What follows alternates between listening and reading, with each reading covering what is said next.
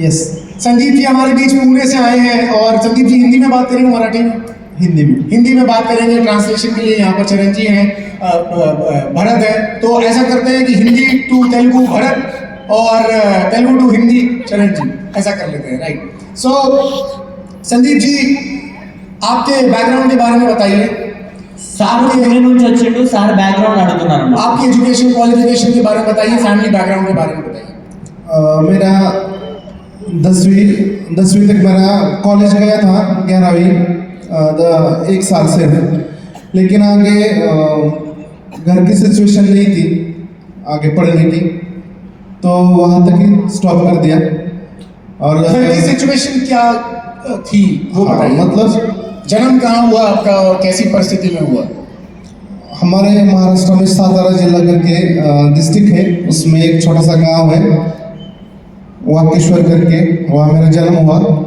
और मैं 6ठी क्लास में था, तो मेरे और मेरा छोटा भाई है, दोनों वो 4ठी में था और मैं 6 में था, तो मेरे माँ बाप गुजर गए उसी टाइम। कैसे दोनों एक साथ चले गए या पहले माँ फिर पिताजी? कितने समय में?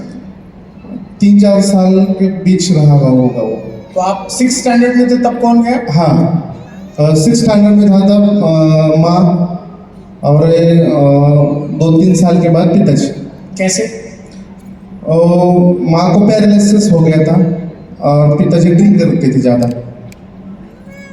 సో సారు పూణే నుంచి వచ్చిండ్రు, పూణే నుంచి ఈ బిజినెస్ చేస్తున్నారు.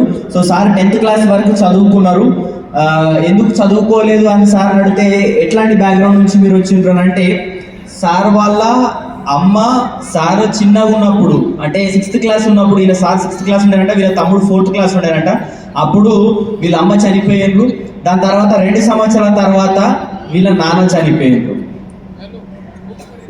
అమ్మనేమో పెరాలిసిస్ తోని చనిపోయిండ్రు, నాన్ననేమో బాగా తాగుతుంటే తాగుడుకు అలవాటై చనిపోయిండు. तो आप और आपके भाई अनाथ हो गए थे మీరు स्कूल में ही? यस। तो फिर कैसे जिंदगी आगे बढ़ी? तो मेरी माँ की जो छोटी बहन है, हम मौसी मेरी, तो उन्होंने हम दोनों के लिए ससुराल जाना छोड़ दिया। సో वो आपके साथ रहने लगी? हाँ, मतलब मेरे माँ के घर, मेरी नानी माँ की माँ जी, उनके साथ मैं, मेरा भाई और मेरी मौसी और मेरे नाना जी, ऐसे 5 लोगों का फैमिली हमारे वहाँ एक साथ रहते थे। उन्होंने आपको पाला पोसा? हाँ, उन्होंने मुझे पाला पोसा, मतलब वही मेरा माँ बाप सब मेरा। तो पैसे की कमी होती थी, आप पढ़ाई आगे नहीं कर पाए? पैसे की कमी मतलब पैसा था ही नहीं था, कुछ कमी तो बहुत दूर की बात है। मतलब हमारे घर में 1-2 भैंस थी जो हमारे नाना जी उसको चारा के लेके आते थे, और उसमें उनका जो दूध निकलता था तो वही बेच के हमारा घर चलता था। సో वो उतना सा दूध, हाँ, बस 2 भैंस के दूध से घर चलता था? घर चलता था। और मेरी नानी मेरी मौसी किसी के भी खेत में काम करने के लिए जाते थे, तो उसका थोड़ा सा उसमें थोड़ा सा चलता था। वो किसी और के खेत में काम करने जाते? हाँ, ये कितने साल पहले की बात है? ये बचपन से ही ऐसा ही है। लगभग कितने साल हो गए? अभी तो मेरा 30 मेरे पिताजी और माँ हो गए 30 साल हो गया होंगे, 30 या 28-30 साल। 28-30 साल पहले ही गुजर गए। तो मैं जब एक मिनट को ट्रांसलेट कर। यस। సో సార్ వాళ్ళు చిన్న బ్యాక్గ్రౌండ్, చాలా సింపుల్ బ్యాక్గ్రౌండ్. మరి ఎట్లా మీరు ముందు అంటే ఎట్లా మీరు బతికిండ్రు అని అంటే, సార్ వాళ్ళ కోసం అంటే వీళ్ళ కోసము, వీళ్ళ కొడుకు వీళ్ళ తమ్ముని కోసము, సార్ కోసం వాళ్ళ తమ్ముని కోసము, వాళ్ళ పిన్ని వాళ్ళ చిన్నమ్మ ఉంటుంది కదా, చిన్నమ్మ పెళ్లి చేసుకోలేదంట. వాళ్ళ చిన్నమ్మ, వీళ్ళ అమ్మమ్మ, వీళ్ళ తాత, మళ్ళీ వీళ్ళ ఈయన తమ్ముడు, అందరు 5గురు కలిసి వీళ్ళ అమ్మమ్మ వాళ్ళ ఇంట్లో ఉంటుండేనంట. సో మరి ఎట్లా గడుస్తుండే జీవితం అంటే, వీళ్ళకు 2 బర్రెలు ఉండేనంట. సో ఆ బర్రెలు కాసుకుంటుంటుండే. దాని తర్వాత వీళ్ళ అమ్మమ్మ, నెక్స్ట్ వీళ్ళ పిన్ని వేరే చేళ్ళలో పని చేస్తుండే. అట్లా జీవితం, దాని ద్వారా వచ్చిన పైసలతో వీళ్ళ జీవితం అనేది గడుస్తుండే. संदीप जी फिर कैसे आप अपने पैरों पे खड़े हुए? पढ़ाई हुई नहीं, 11th तक आपने पढ़ाई की, कैसे क्या काम किया, क्या कमाई का साधन ढूंढा आपने? तो सुबह सुबह दूध जब हमारे घर से निकलता था तो मैं छोटा था तो मैं 4-5 किलोमीटर वो पैदल चल के जाता था और दूध देता था, उसमें से सब चलता था। फिर ऐसे ही चलते चलते 10वीं तक पढ़ा। फिर मुझे तो मतलब जो भी काम मिलता था वो करता था। जैसे मतलब स्कूल से किसी के खेत में जाना या किसी का कुछ भी मदद करना, ये तो उस पैसा थोड़ा मिलता था। तो रोजाना की कितना पैसा मिल जाता था? तो रात को मैं स्कूल से जब आता था तो रात को जो हम कंस्ट्रक्शन को जो रेती लगती है वो सीमेंट वगैरह के साथ जो, तो वो हम ट्रॉली भरने के लिए रात को जाते थे, तो उसमें से 20 रुपये मिलता था एक ट्रॉली का। मतलब आप लेबर बन गए? लेबर मतलब जो रेती नदी में से निकालते हैं ना वो रेती, तो रात रात भर वो वही करते थे, पूरी रात? पूरी रात। और सुबह फिर स्कूल जाते थे? हाँ, मतलब एक ट्रॉली का 20 रुपये मिलता। 3-4 लोग थे, 80 रुपये को एक ट्रॉली थी, एक ब्रास। तो उसमें से 4 लोग भरते थे, उसमें से मुझे 20 रुपये मिलता था। तो सुबह पढ़ाई करता था, रात को ये काम करता था। फिर 10वीं के बाद मैं छोटे से गैराज में काम करने के लिए सीखने के लिए गया। मैकेनिक? मैकेनिक हूँ, 2 व्हीलर मैकेनिक। आप 2 व्हीलर मैकेनिक हैं? यस। काम सीखने के बाद आप 2 व्हीलर मैकेनिक बन गए? हाँ, मैं सीखने के लिए जाता था। जाते थे? సో ఏం చేస్తుండంటే మరి 10th వరకు పాలు అమ్ముతుండేనంట, మొత్తం చదువుకుంటా పాలు అమ్ముతుండంట. దాని తర్వాత ఏమైందంటే మనకి పాలు అమ్మిన తర్వాత మనకి పొద్దున పూట స్కూల్కి పోతుండేనంట, మళ్ళీ రాత్రి పూట మనకి ఇసుక నింపుతారు కదా, నది ఉంటుంది కదా, సో అట్లా రాత్రి పూట ఇసుక నింపుతానికి పోతే 20 రూపాయలు వస్తుండేనంట అప్పుడు. సో దాని తర్వాత మెల్లమెల్లగా బైక్ మెకానిక్ నేర్చుకున్నారంట. उसके बाद फिर क्या किया? आप मैकेनिक बनने के बाद कितना पैसा मिलता था? सुबह दूध दे के कॉलेज को जाता था 11वीं तक, सुबह 7 से 11:30 बजे तक। 11वीं के बाद पढ़ाई नहीं करी आपने? नहीं, तो 11:30 बजे मैं सुबह निकलता था, 6 बजे कॉलेज करके गैरेज में सीखने के लिए जाता था। रात को 8-9 बजे आता था। उसके बाद में मैं वो रेती भरने के लिए जाता था। गैरेज में तो कुछ पैसा नहीं मिलता था, उस सीखने के लिए कुछ पैसा नहीं देते, सिर्फ सीखने का। उसके बाद आगे के सालों में क्या हुआ? उसके बाद मैं वो सीखते गया। छोटा भाई था, वो भी पढ़ रहा था, वो 10वीं तक पढ़ा। 10वीं के बाद उसको फौज में जाने का बहुत शौक था, तो वो बहुत मेहनत करता था। तो हमारा नसीब अच्छा है कि वो फौज में भर्ती हो गया। Very good. तो वो फिर मैं गैरेज में काम करता था, फिर मैं थोड़ा बड़े शोरूम में गया काम करने के लिए। तो उधर मुझे कंपनी का ट्रेनिंग वगैरह मिल गया।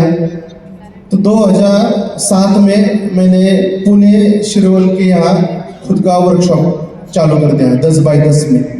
10x10 में आपने खुद की एक मैकेनिक की शॉप चालू की, लेकिन वो शॉप चालू करने के लिए भी मेरे पास पैसे नहीं थे।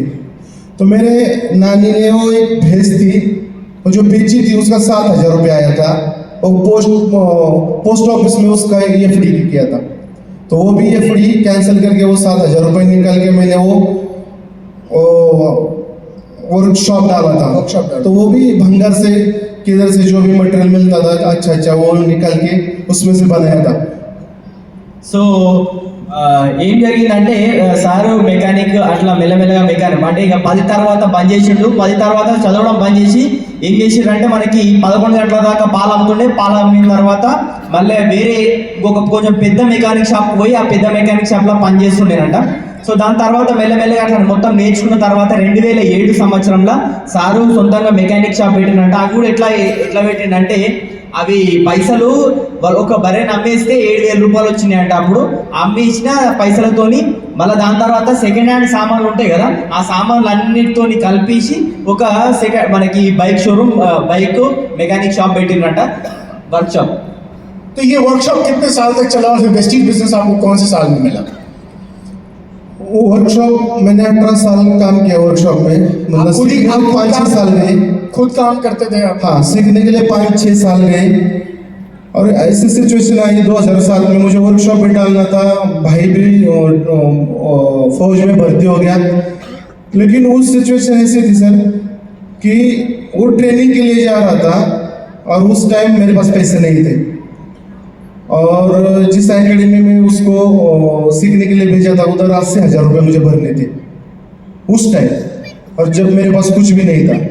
वो भैंस को बेच के ही मैंने वर्कशॉप डाला था, वर्कशॉप नया था तो शुरू में कस्टमर तो थोड़ी आएंगे स्टार्ट में, तो ऐसे करते करते करते लोगों से अच्छा मतलब संबंध थे, उन्होंने थोड़ी मदद करते, वो पैसा मैंने इकट्ठा किया और वो एकेडमी भर के वो ट्रेनिंग के लिए चला गया।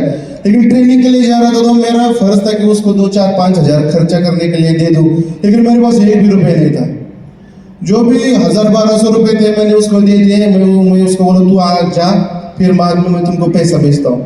अभी मैं ऐसे सिचुएशन में था कि वो वर्कशॉप भी चलाना है, वहाँ तो कस्टमर नहीं शुरुआत स्टार्ट था, और मेरे नाना जी वो भी गुजर गए थे उस सिचुएशन में। तो वो जो भैंस थी वो भी उसको पालने के लिए भी घर में अभी कोई नहीं है, वो भी बेच दिया। अभी मुझे घर भी चलाना है, भाई को पैसा भी भेजना है, वर्कशॉप भी चलाना है। तो उस सिचुएशन इतना खतरनाक था कि कभी कभी मैं 2-2, 3-3 दिन ऐसे ही भूखे सोता था। कभी कभी एक वड़ा पाव खाता था, नहीं तो एक पार्ले का बिस्किट ला के पानी में डुबो के खाता था, कोई कस्टमर भी नहीं था। कितने साल फिर आपको हुए वर्कशॉप चलाते हुए, और कितने साल तक वर्कशॉप चलाया? जब थोड़ा चलने भी लगा होगा, कुछ कमाई भी होने लगी, थोड़ा थोड़ा चलने लगा। फिर कितने साल चलाया?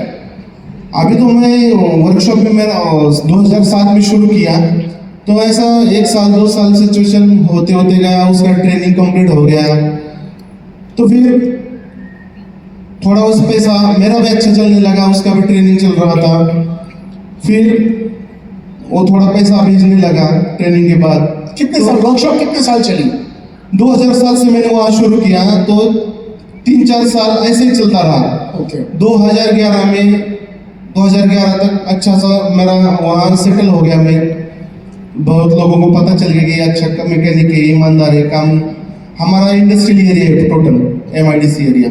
वेस्टीज बिजनेस कब आया आपको जिंदगी? वेस्टीज बिजनेस मेरे पास आया 2021 में आया। 21 में। आपने पहले कभी डायरेक्ट सेलिंग की है? नहीं, कोई डायरेक्ट सेलिंग नहीं करी। 2021 मतलब कोविड के टाइम पर आया। हाँ कोविड खत्म होने का आया था। कौन लेकर आया? मेरा दोस्त नितिन सोनवणे। अच्छा, वो आपके दोस्त हैं? दोस्त है। तो उन्होंने क्या दिखाया आपको, क्या बताया? आप सोचिए तब तक एक बार ट्रांसलेट करें।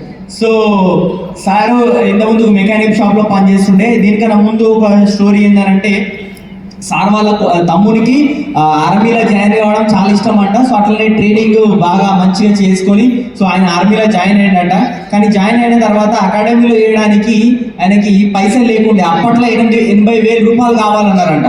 సో అప్పుడప్పుడే ఈయన బర్రె నమ్మేసి అది షాప్ పెట్టిండు. దాని తర్వాత ఈయన పైసలు పంపించాలని చాలా మంది ఇంకా మంచి ఫ్రెండ్స్ ఉన్నారు కాబట్టి ఇంకా వాళ్ళని రిక్వెస్ట్ చేస్తే వాళ్ళు పైసలు అరేంజ్ చేసిరట. సో అట్లా చేసిన తర్వాత ఈయనకి పైసలు ఇవ్వాలని అనిపించింది ఖర్చులకు, కానీ ₹1 కూడా లేవంట. కానీ అటు ఇటు అరేంజ్ చేసి ఒక 1000-1200 వేసేసి వాళ్ళ తమ్ముని పంపించినట్ట. దాని తర్వాత వీళ్ళ తాత కూడా చనిపోయిండు. అప్పుడు ఆ బర్రెలను చూసుకోవడానికి కూడా ఎవరు లేరు. ఆ బర్రెలను కూడా అమ్మేసిన తర్వాత మళ్ళీ ఇట్లనే ఇంకా మెల్లమెల్లగా ఒక 2-3 సంవత్సరాలు ఇట్లనే గడిచిందట. జీవితం ఎంత కఠినంగా ఉండేనంటే 3 రోజులు అన్నం తినకుండా వండుకుంటుండేనంట. పైసలు లేకుండానంట, అన్నం లేకుంటుండేనంట. పార్లేజీ బిస్కెట్ నీళ్ళలో ముంచుకొని తిని గడిపిన రోజులు ఉన్నాయంట. వడపావు తిని గడిపిన రోజులు ఉన్నాయంట.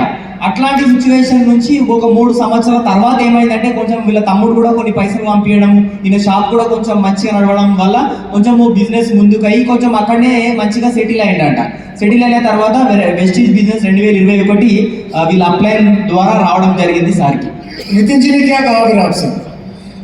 नितिन जी मेरे पीछे 1 साल से लगे हुए थे कि आ जाओ, एक बिजनेस है अच्छा। तो मुझे पता था, हम दोनों क्रिकेट खेलते थे। मैं स्ट्राइक में खेलता था, वो नॉन स्ट्राइक में खेलते थे। अब मुझे पता था रोज खेलने के बाद एक वड़ा पाव भी आधा खाते थे, इतना क्लोज थे।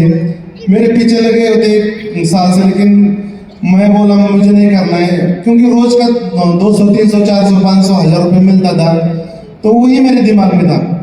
लेकिन 1 साल के बाद जब उनका 10 लाख का गाड़ी आया बिजनेस से, तो उन्होंने कुछ नहीं किया, ये मेरे वर्कशॉप पे सिर्फ हॉर्न बजाया और मुझे पता था उसके पास दो गाड़ी नहीं है और उसको बाइक भी नहीं चलाना था, सिर्फ वो लेडीज बाइक चलाते।